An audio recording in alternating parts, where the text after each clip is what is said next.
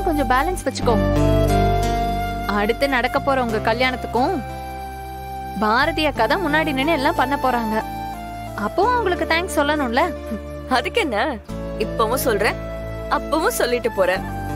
அப்படி பார்த்தா நீங்களும் ஆதி சாரும் எங்களுக்கு செஞ்ச ஹெல்ப்புக்கு நான் சாகர வரைக்கும் நன்றி சொல்லிட்டே இருக்கணும் மேடம்.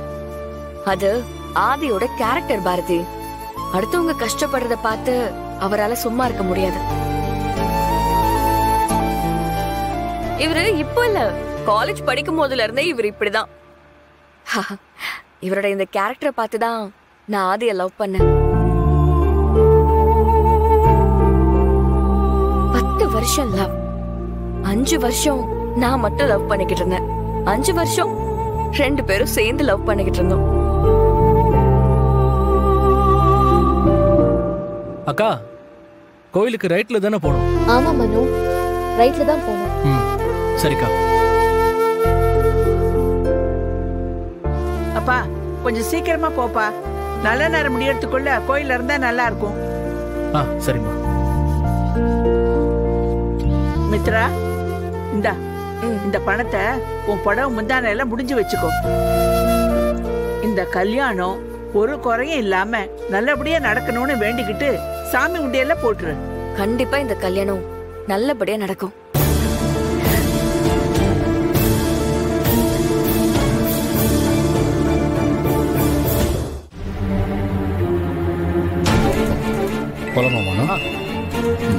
அக்கா, அண்ணன் கால் பண்றாரு. இந்த பேச பண்றாரா? சொல்லுண்ணா. மித்ரா, ஏன் எதுக்குன்னு கேட்காம கொஞ்சம் தனியா வந்து பேசு. ஹலோ அண்ணா. என்ன? ஒரு நிமிஷம் அண்ணா, கேக்குதா? ஹலோ.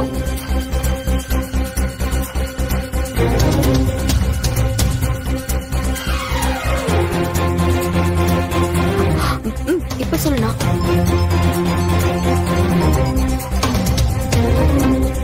ஹலோ, சொல்லுங்க. என்ன மேடம், எத்தனை தடவை உங்களுக்கு கால் பண்றது? கோவில்ல இருந்தேன், சொல்லுங்க என்ன ஆச்சு? மேடம், நீங்க அனுப்பின போட்டோவோட ஒரிஜினல் காப்பி கிடைச்சிருச்சு மேடம். என்ன சொல்ற? ஆமா மித்ரா, ஆதிக்கும் பாரதிக்கும் கல்யாணம் ஆகி இங்க ரெஜிஸ்டர் ஆயிருக்கு. எல்லாரும் இங்க வந்தாங்கன்னா அந்த உண்மை ஆதிக்கு தெரிஞ்சிருக்கு.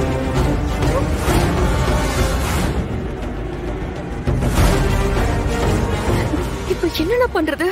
நீங்க ஒண்ணும் பண்ண வேணாம். போட்டோவை பிரிண்ட் போட்டு எடுத்துக்கிட்டு நான் அனுப்புற அட்ரஸ்க்கு கொண்டு வந்து கொடுத்தா போதும். மேடம், அந்த அமௌண்ட் என்கிட்ட போட்டோ கொடுத்துட்டு வந்து வாங்கிக்கோ. Okay madam, okay madam. நீங்க அட்ரஸ் அனுப்புங்க, நான் போட்டோ நேர்ல வந்து கொடுத்துட்டு காசு வாங்கிக்கிறேன். சரி, நான் உடனே அட்ரஸ் அனுப்புறேன். Okay madam.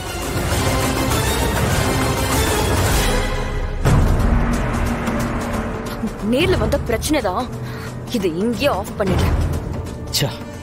என்ன மித்ரா இது? ரிஜிஸ்டர் மேரேஜ் பண்ணணும்னு நினைச்ச நம்மளையே அதை நிறுத்தணும்னு யோசிக்க வச்சிருச்சு.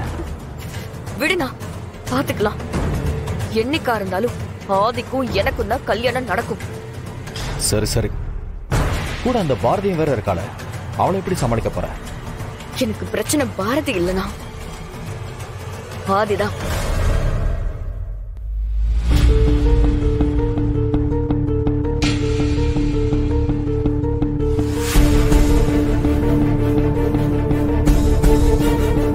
எங்கம்மா மித்ராவை காணோம்? சுதாகர் தான் போன் பண்ணி பேசிட்டு இருக்காரு. ஏ மித்ரா, வா, நல்ல நேரம் முடியறதுக்குள்ள சீக்கிரம் போடு, வா. ஒரு நிமிஷம் அண்ணா, நான் பாரதி இங்க இருந்து எப்படியாவது அனுப்பி வச்சிடறேன். ஏதாவது பண்ணி எங்களை ரெஜிஸ்டர் ஆபீஸ்க்கு வரவிடாம பண்ணிடு. சரி, அதை நான் பாத்துக்கிறேன். நீ பாரதியை முதல்ல அங்க இருந்தா. ஓகேண்ணா, ஓகே.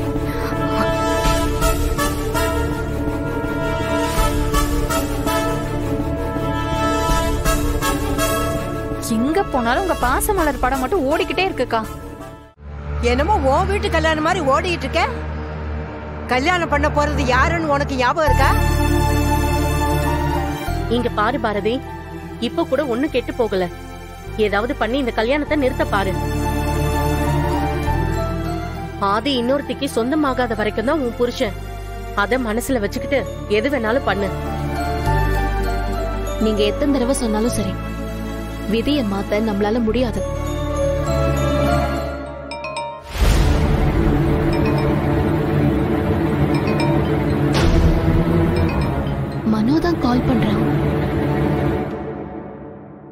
ஹலோ, சொல்லு மனு.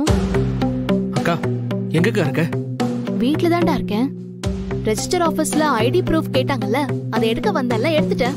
ஆட்டோ வெளியே தான் நிக்குது. நான் இப்ப கிளம்பிடுவேன். என்ன விஷயம்னு சொல்லு. அக்கா அக்கா நீ வர வேண்டாம், அங்கே இரு.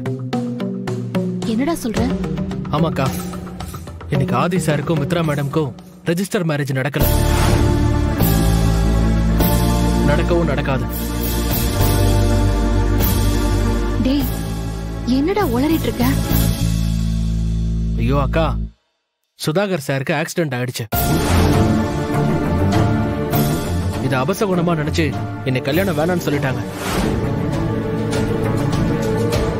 நாங்க ஹாஸ்பிட்டல்ல தான் இருக்கோம். அவருக்கு கட்டு போட்டு அனுப்பி விடுறேன்னு சொல்லிருக்காங்க. அதனால நீ வீட்லயே இரு, நாங்க அங்க வந்துடுறோம்.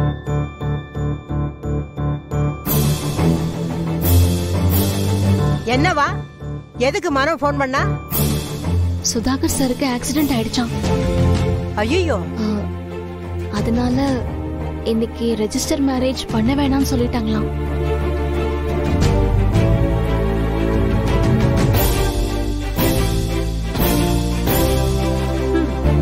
என்னமோ சொன்ன, எல்லாம் விதிப்படிதான் நடக்கும்னு.